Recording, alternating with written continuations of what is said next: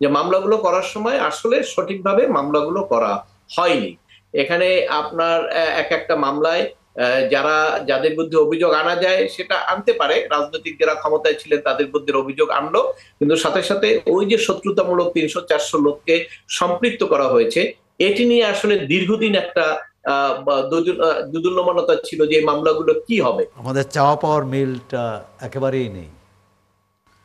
বিচার হবে, বিচার স্বাভাবিক প্রক্রিয়াই হওয়া উচিত। দ্রুত বিচার, আদালতে বিচার হওয়ার মধ্যেই কিন্তু একটা সংশয় থাকে। এটি বিগত সরকারের সময় ছিল, তার আগে ছিল দ্রুত বিচার, কি বলে, সন্ত্রাস বিরোধী আইনের আওতায় বিচার, বিশেষ ক্ষমতা আইনের আওতায় বিচার, এগুলো হচ্ছে নিবর্তনমূলক আইন, এর আওতায় যে বিচার হয়।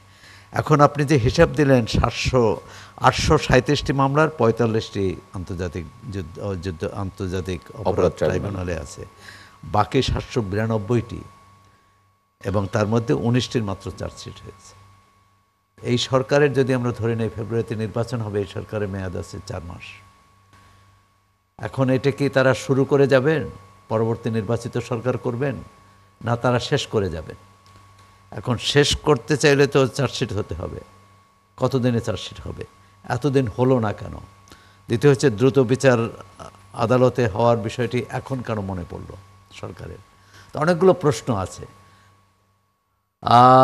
তার চেয়েও গুরুত্বপূর্ণ প্রশ্ন হচ্ছে যে এই মামলাগুলো, বিশেষ করে হত্যা চেষ্টা মামলা দেওয়া হয়েছে, সাংবাদিকদের বিরুদ্ধে 266টি মামলা আছে। এখন 266 জন সাংবাদিক কোথায় হত্যাকাণ্ড যে সংগঠিত করেছে এ তো আমাদের জানা নেই।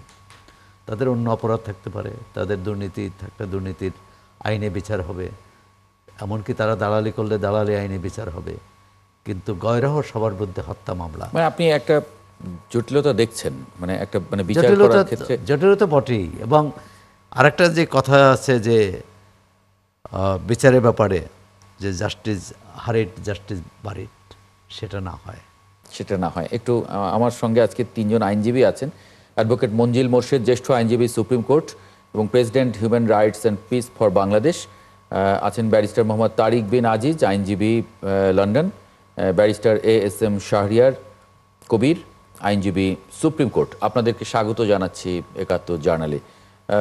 শুরুতে ব্যারিস্টার ASM শাহরিয়ার কবির, আপনার কাছে যদি একটু মানে জিজ্ঞেস করি যে আসলে সোহরাব হাসান যেরকম বলছিলেন যে এটা বাস্তবতার সঙ্গে কিছু মানে দ্রুত বিচার করতে গেলে অনেক ক্ষেত্রে অনেক সংশয়ের কথা তিনি উল্লেখ করছিলেন, আপনি আসলে আইনজীবী হিসেবে কি দেখেন? দেখেন, একটা ধারা আছে 34 ধারা। 34 ধারা হচ্ছে অ্যাসোসিয়েশন। 10 জন মিলে একজনকে মারলো, তাতে কেউ দাঁড়ায় থেকে দেখলো, আর একজন আঘাত করলো, একজন মারা গেল, এই 10 জনে কিন্তু সমান অপরাধ। কারণ ওই মার্ডার কেসে ওই যে একজন, সে কিন্তু বাধা দিল না। সো যে মামলা এখন বিচারাধীন সেই বিষয়ে এর চেয়ে বেশি কিছু বলবো না। যদি দেখেন কোন সাংবাদিকের বিরুদ্ধে যদি হত্যা মামলা হয়, সে ওখানে যদি না থাকে, তার বিরুদ্ধে এফআরটি দিবে, সে এই মানে তার চার্জ গঠনকে ডিসচার্জ অ্যাপ্লিকেশন দিবে। So there is so many procedure. এখন যেখানে আসি, এটা আমার ব্যক্তিগত মতামত, এই সরকার ইনডিসিশনে ভুগতেছে। এই সরকারের বহু কাজগুলো, যে এই সরকারকে আমরা রেখেছি, ওই আমাকে বলতে হয় সালাউদ্দিন সাহেবের যে লাস্ট দিনে ক্লোজিং স্পিচ, সেদিন উনি বলছেন আমরা নিঃশর্ত সমর্থন এই সরকারকে দান করিনি, আমরা একটি পার্টিকুলার সময়ের জন্য এই সমর্থন দিব, যখন দেখবো এই সরকার সেভাবে কাজ করতেছে না তখন আমরা সমর্থন উইথড্র করব। আজকে যে কথাটা আসছে, দেখেন, ইন্টারন্যাশনাল ক্রাইম ট্রাইব্যুনাল থেকে একটা মামলা আপনি দ্রুত বিচার ট্রাইব্যুনাল নিয়ে দেন, দুইটা আইন তো সম্পূর্ণ আলাদা। সো আপনার দেখেন, ইন্টারন্যাশনাল ক্রাইম ট্রাইব্যুনালে একটা বিচার হলে সেই বিচার আপিলেট ডিভিশনে সরাসরি যে আপনি আপিল করবেন, আর দুটো বিচার ট্রাইব্যুনালে যে মামলা হবে সেটার আপিল হবে হাইকোর্টে, তারপরে সেটার এগেনস্টে আবার আপনি আপিল করতে পারবেন কোথায়? সুপ্রিম কোর্টে। So that to procedure is totally different. এখন সরকার প্রজ্ঞাপন করে কি এই দ্রুত বিচার ট্রাইব্যুনালকে কি সেম স্ট্যাটাস দিবে? অফ এই ইন্টারন্যাশনাল ক্রাইম ট্রাইব্যুনালে। সো সরকার বেশিরভাগ ক্ষেত্রেই একটি সিদ্ধান্তহীনতায় ভুগতেছে। আর আরেকটা জিনিস শ্রদ্ধার সাথে বলতেছি, যদি প্র্যাকটিসিং লয়ার না হন, জি বিশ্ববিদ্যালয়ের শিক্ষক অনেক কিছুই জানেন, কিন্তু প্র্যাকটিক্যাল যদি আপনি না দেখেন, আপনি একটু আগে বললেন না, জাস্টিস হারিড জাস্টিস বাড়ির, কিন্তু জাস্টিস ডিলেড জাস্টিস ডিনায়েড। তো জাস্টিসটা জাস্টিসের মতো হতে হবে। Exactly. আপনার খামখেয়ালির উপর ভিত্তি করে তো আপনি যখন যেটা ইচ্ছা সেটা করতে পারেন না। এবার প্রশ্নবিদ্ধ করবেন আপনি এতগুলো প্রাণ, এগুলো তো বিচার হতে হবে। অবশ্যই। That should be. এবং আজ 1.5 বছর পর কেন আপনি এটা বলতেছেন দ্রুত বিচার ট্রাইব্যুনাল? কিন্তু 14 মাসেও যে 19টির বেশি চার্জশিট হলো না। এখানে একটা জিনিস বুঝি, আজ পর্যন্ত সাগর রুনির হত্যার মামলা কবে হয়েছে? আজ পর্যন্ত চার্জশিট হয়নি। এখন এগুলো কথা যদি বলতে যায়, আজকে একটা জিনিস তো মাথায় রাখতে হবে, পুলিশকে এখনো আপনি সুসংগঠিত করতে পারেন।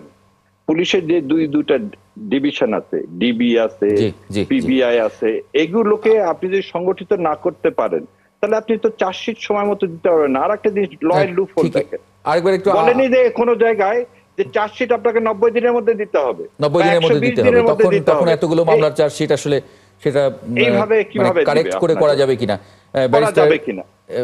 জি, ব্যারিস্টার মোহাম্মদ তারিক বিন আজিজ, যদি ছোট করে বলেন, আমি একটু বিরতিতে যাব, তার আগে একটু ছোট করে মন্তব্য নিতে চাই আসলে দুজনেরই। জি, আপনাকে অনেক ধন্যবাদ। এবং সাংবাদিক সৌরভ ভাই যেখান থেকে শুরু করেছিলেন এবং আমার লার্নেড ফ্রেন্ড ব্যারিস্টার শাহরিয়ার যে কথাটা বলেছে, আমি জাস্ট অ্যাড করতে চাই।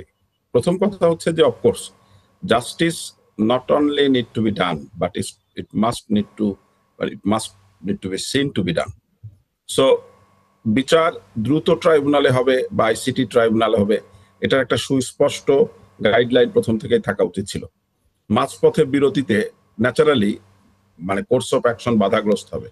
কিন্তু আমি যেটা বলতে চাই, আমি আসলে রাষ্ট্রের যে আকাঙ্ক্ষা, জনগণের যে আকাঙ্ক্ষা, সেই প্রেক্ষাপট থেকে, জনগণের আকাঙ্ক্ষার জায়গা থেকে, যে ইন্টারিম সরকারের একটা দায়িত্ব আছে গুম খুনের যে বিচারগুলো, সেগুলোর অ্যাটলিস্ট যেগুলো চাঞ্চল্যকর ব্যাপার সেগুলো নিষ্পত্তি করবার। তার মানে এই না যে যেনতেন ভাবে নিষ্পত্তি করতে হবে। আমি সৌরভ ভাইয়ের সাথে একটু দ্বিমত করি যে দ্রুত বিচার ট্রাইব্যুনাল বা আইসিটি ট্রাইব্যুনাল বা সরকারের যে নিবর্তনমূলক বিচারের বিষয়টা, আমি মনে করি যেটা আসলে নিশ্চিত করা দরকার সেটা হচ্ছে দ্রুত বিচার ট্রাইব্যুনালে সরকার যদি প্রপার আইনানুগ ব্যবস্থাদের মধ্য দিয়ে কার্যক্রমটি করছে বা করছে কিনা এটি নিশ্চিত করা দরকার। অর্থাৎ যে কোনো বিচার প্রক্রিয়ার ফান্ডামেন্টাল প্রিন্সিপাল হচ্ছে ডিউ প্রসেস।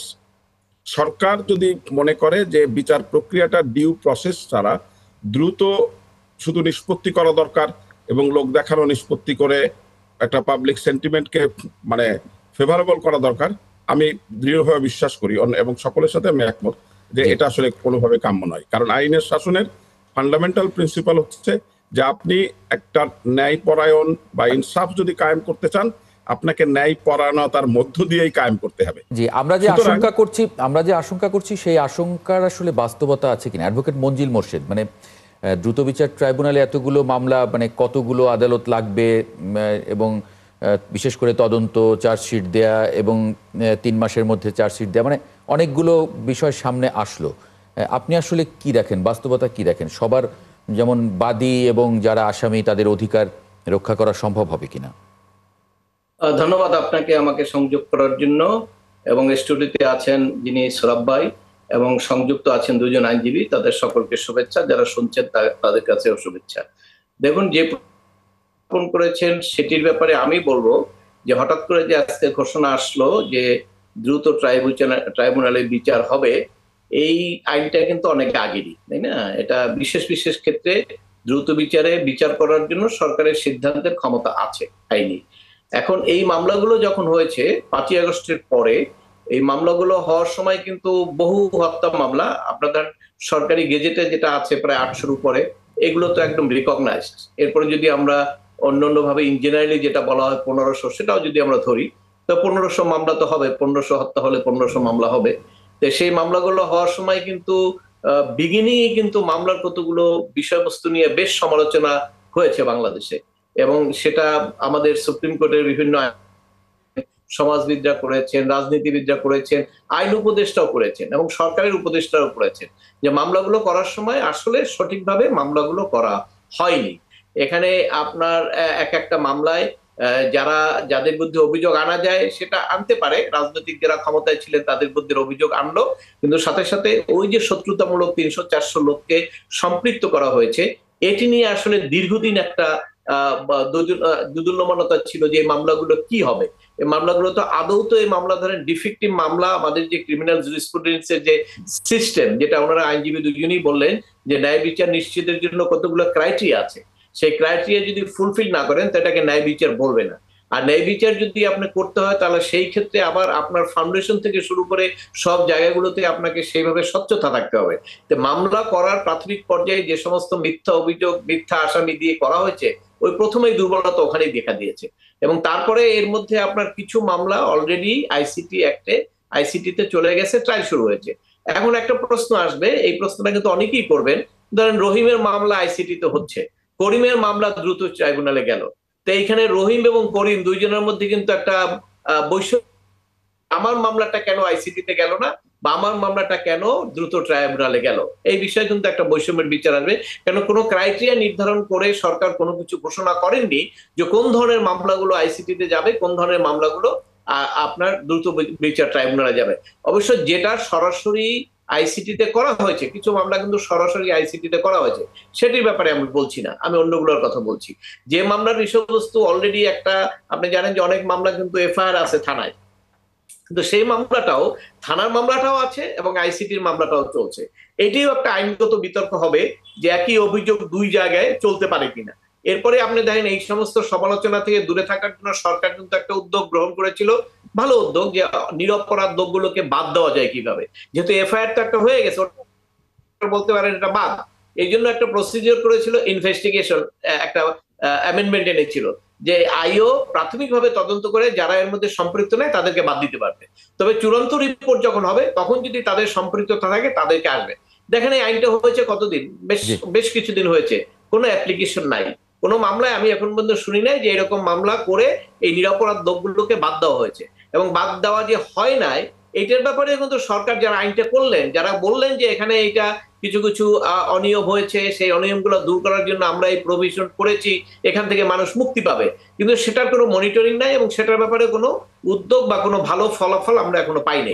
এই যেখানে সামগ্রিক অবস্থা, সেখানে এই ফৌজদারি মামলাগুলো নিয়ে এমনিতেই একটা সন্দেহ এবং একটা বিতর্ক আগে থেকেই চলছে। এবং সবচেয়ে বিতর্কের মাধ্যমে যেটা ক্ষতিগ্রস্ত হবে সেটা হলো অপরাধী যিনি মারা গেছেন তার বিচারটা যে নিশ্চিত করা এবং সেইখানে যে তার পানিশমেন্ট নিশ্চিত করা, এই জায়গায় কিন্তু একটা জটিলতা দেখা দিবে। সেটা আপনি যেভাবেই করেন সেই জটিলতা কিন্তু আইনের মার কাছে এক সময় না এক সময় পড়বে। এই জায়গাটায় আমাদের একটা দুঃখজনক ঘটনা, যেহেতু এই ঘটনাটাকে, এই হত্যাগুলোর ব্যাপারে সুনির্দিষ্টভাবে মামলা করে সুন্দরভাবেই কিন্তু উইদাউট এনি বিতর্ক এগুলো প্রসিড করা যেত না। সরকার কেন এটা দৃষ্টি দিলেন না বা কারা এটাকে ব্যত্যয় ঘটালেন, এই বিষয়গুলো কিন্তু আমাদের কাছে এখনো খুব স্পষ্ট নাই। যদিও বিভিন্ন ভাবে বলা হচ্ছে পলিটিক্যাল, কেউ কাউকে দোষ দিচ্ছে, জম্মুকে ব্যবসা করেছে, কেউ কাউকে দোষ দিচ্ছে, অনুকে তাদের শত্রুতামূলক দেওয়া হচ্ছে। কারণ অনেক মামলা তো আমরা জানি, অনেক মামলা জানি আমাদের কাছেও জামিনের জন্য আসছে, সে বিএনপি করে, কিন্তু ওই 400 জনের মধ্যে তারও নাম আছে। তো এই ধরনের ঘটনা অনেক জায়গায় হয়েছে, মানে এটা একটু আরেকটু বিস্তারিত মানে জানি আসলে, কারণ অনেক কিছু ভালোভাবে হ্যান্ডেল করা উচিত যাতে বিচারটা নিশ্চিত হয়। জি, এক্স্যাক্টলি। মানে আপনারা তো আসলে উনি যেটা বলছিলেন একেবারে ব্যক্তিগত প্র্যাকটিশনার হিসেবে অনেকেই যেহেতু ওনাদের আরো বেশি ভালো জানার আছে।